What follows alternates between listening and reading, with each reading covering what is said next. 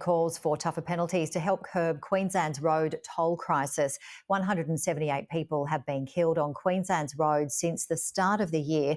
That's more than the same period last year. Serious crashes have cost the state $35 billion over the past 5 years. A new road safety campaign has been launched calling for the government to fund more speed cameras in high-risk zones and increase police presence and increased drug and alcohol testing. Well, for more, joining us live is criminal expert Dr Terry Goldsworthy. Thank you so much for joining us. Yeah, a very interesting article in the Courier Mail today. It's certainly reporting the past week alone, 5 people have lost their lives on the state's road and significant accidents in the past 5 years, adding to that $35 billion. So what do you think needs to be done here? Do we need to toughen laws? Do we need to bring more police presence into the state?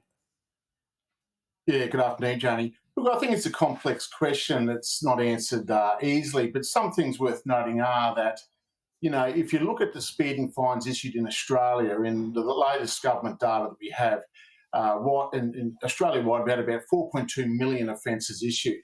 Only 13% of those offences where they were issued were human interaction. So a police officer pulled you over and issued the ticket. And it was the same for seatbelt mobile phone usage. About 13% of those were police issued. So we've seen a decline in the number of speeding offences issued over the last couple of years, Australia-wide. Yet if you look at the road toll and the latest report on government services, it tells us it's sitting at 6%, and that's a 5-year high. So six people per 100,000 registered vehicles, that's the rate. In Queensland is higher than that rate with a rate of 6.2. So I think what you can take out of that is that, we have an over-reliance on automated technology, and AI to some extent is coming into that realm as well in terms of our traffic enforcement. I mean, you can look up the Queensland Government webpage and find out the location of every red light and speed camera in Queensland, except for the mobile ones. So, effectively people can just dance around these fixed placements if they want to. And I think that's problematic. And that's why we're seeing, an increase in the number of automated issuance of traffic infringement notices, but a rise in the road fatality rate. Yeah, it's interesting, isn't it? Because as you mentioned, AI, it's very beneficial in one aspect, but perhaps not in other aspects. And as we just spoke to economist Saul Eslake there, the Economic Reform Roundtable event this week, one of the main topics will be focusing on productivity and AI. So if we look at that further, Terry, how are police using AI in other aspects? Yeah, well, in terms of like road enforcement, as mentioned, AI is embedded in the seatbelt and mobile phone usage cameras that we have there. Police also use it in terms of facial recognition, predictive policing. So predictive policing is essentially what we call time, date, place analysis that, a human analyst used to conduct, etc. But now AI can do that much quicker by looking at crime patterns, etc., and determine the best place to put your police when, where, and what they should be doing.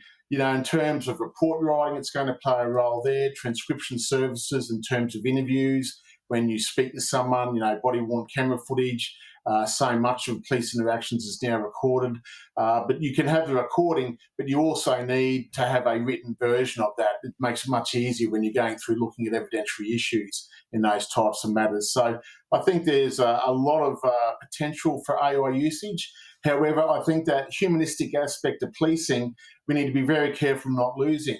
For instance, I drove to Mooloolaba and back last Christmas holidays.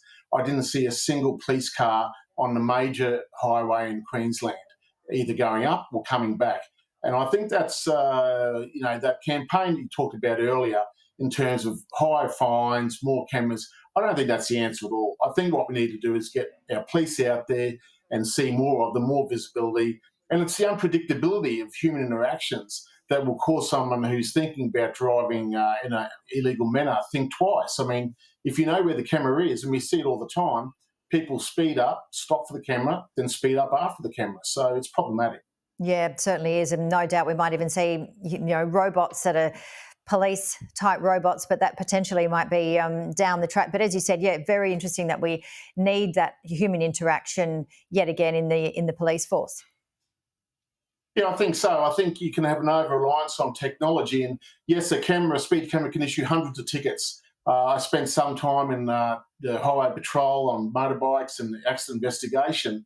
And, you're limited to how many tickets you can issue as a human. But the impact of you interacting with that person, I think, is far greater than the deterrence aspect of you go through a camera and nothing happens to you and you get a ticket in the mail 3 weeks later.